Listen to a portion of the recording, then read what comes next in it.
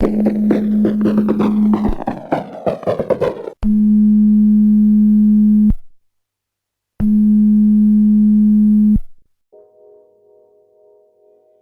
triste, ni anxiogène.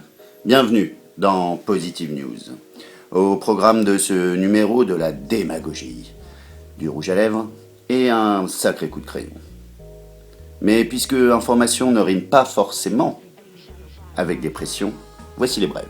Pour commencer, celui qui a quitté la présidence de la République pour une carrière dans le one-man show n'en finit pas de rôder son spectacle. Devant un public de fans, lors du bureau politique des Républicains, Sarkozy aurait évoqué l'attaque de l'hyper-Karcher. Pourtant, le bon mot de la semaine ne lui revient pas. En France, quand il y a une grève, on s'en rend compte.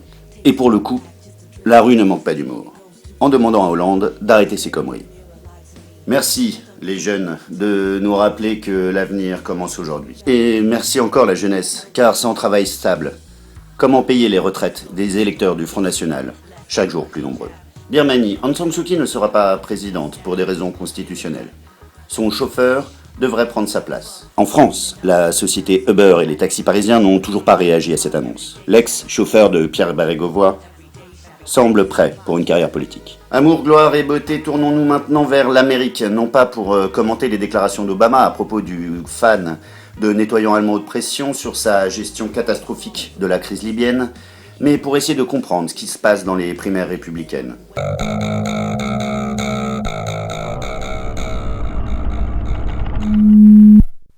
De quoi Trump est-il le nom?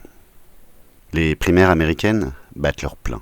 Elles sont monopolisées par un homme, le médiatique et fantasque Donald Trump. We will make America great again. Il déroule ses frasques et autres provocations, obnubilant son monde. Mais n'est-il pas une chance pour l'Amérique? En apparence, Trump n'a besoin de rien, ni de personne. De l'argent, il en a. Il se targue de s'autofinancer. Ce qu'on ne lui donne pas, il n'a pas besoin de le rendre. Contrairement à ses adversaires des primaires, Donald Trump n'est pas sous l'influence de généreux donateurs à qui il devrait rendre des services dans le futur. Trump est un populiste mégalo, une girouette de la formule, certes. Mais au pays des lobbies tout-puissants et des entreprises plus riches que nombre d'États, le candidat républicain incarne la fin de l'homme politique. I continue to believe Mr. Trump will not be president. And the reason is because I have a lot of faith in the American people. And I think they recognize that being president is a serious job. It's not hosting a talk show or a reality show. It's not promotion. It's not marketing. It's hard. Et il incarne surtout la fin d'une illusion tenace qui veut croire que les politiques ne sont que des pantins. De la part d'une marionnette médiatique, bardée de casseroles, c'est un paradoxe. Il est différent jusqu'à un certain point, l'argent ne fait pas tout. Il a besoin du bon vieux parti républicain. Et nouveau paradoxe, il le dynamite et le sauve en même temps. Si Trump fait peur, il recentre le parti englué dans son aile droite et le Tea Party. Contrairement à ses adversaires, le milliardaire n'a pas réellement de conviction, ni de projet ultra-religieux qui mettrait à mal nombre de droits civiques.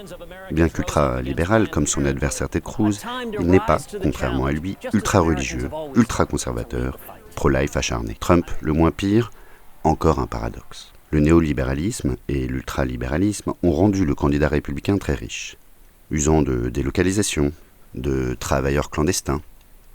Sa fortune s'est faite sur ce qu'il dénonce aujourd'hui, faisant écho à la colère populaire. Trump se nourrit des peurs.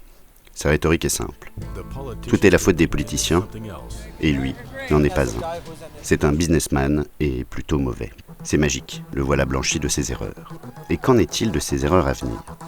Il n'en fera peut-être pas. Son programme est soit stupide, soit inapplicable, surtout économiquement. Quant à ses promesses, bien que fracassantes, elles n'engagent pas que lui. Construire un mur entre le Mexique et les États-Unis, financé par les Mexicains? Si ça ne marche pas, ce sera la faute des Mexicains et tout est à l'avenant. Alors de quoi Trump est-il le nom? Néo-paradoxal semble approprié pour le fossoyeur de la politique traditionnelle. L'homme politique nouveau est un narcisse bavard, quand le politique est fait par d'autres. Ce constat a peut-être le mérite paradoxal de mettre le projecteur sur une autre voie, un autre candidat dont on ne parlerait peut-être pas, Bernie Sanders. Mais ça, c'est une autre histoire. Donald Trump is very upset. He has discovered that women go to the bathroom. Et dire que les Américains auraient 10 ans d'avance. Allez, ne voyons pas rouge, mettons-en. C'est le yak à faucon.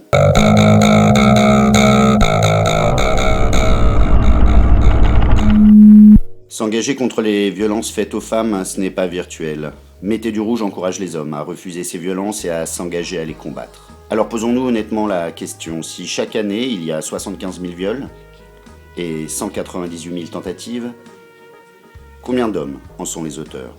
Combien en connaissons chacun d'entre nous ?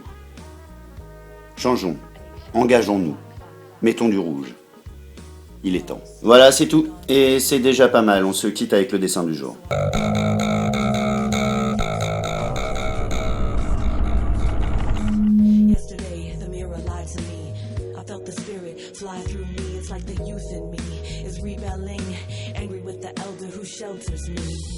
In the ring, I float and sting, swing, left hook, jab, jab,